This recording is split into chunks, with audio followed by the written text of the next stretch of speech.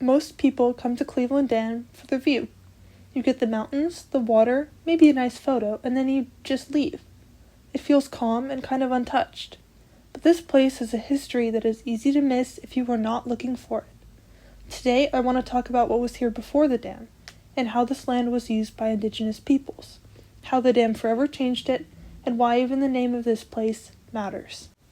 Today, Cleveland Dam holds back Capilano Lake, which is a big part of Vancouver's drinking water. Most of us see it as infrastructure or a nice, scenic area.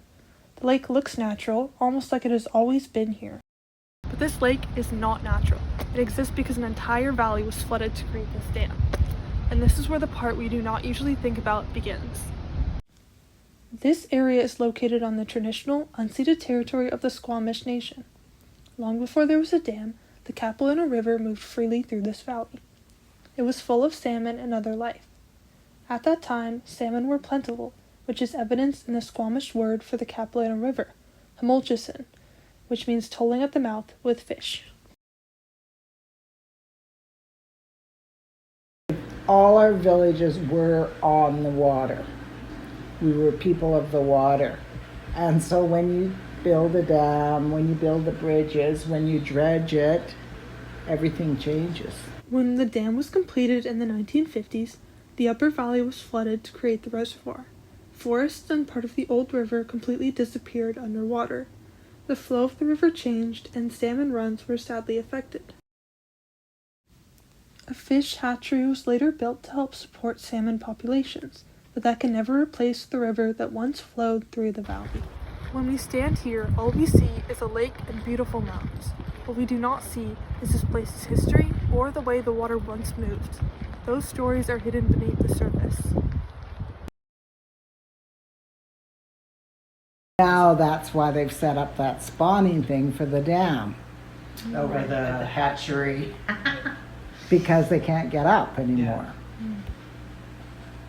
It's interesting, a lot of people don't know that. The dam is named after Ernest Cleveland, an engineer focusing on water systems. That name tells one story, one from the perspective of the colonizer. It makes it sound like this place began with the dam. But the river and this valley had meaning and names long before that. Even the river in its current state is named after Chief Capilano, a Squamish leader. When we only use the name Cleveland Dam, it's easy to forget this is indigenous land with a much longer history. Naming shapes what we notice and what we ignore. By reclaiming and using traditional names, we can help bring older stories back to life. This place might look peaceful and simple, just water and mountains, but there's a lot we don't usually think about.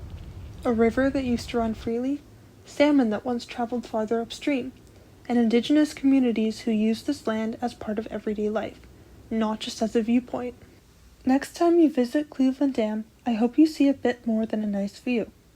I hope you start to wonder what is underneath the surface and whose stories are connected to this place.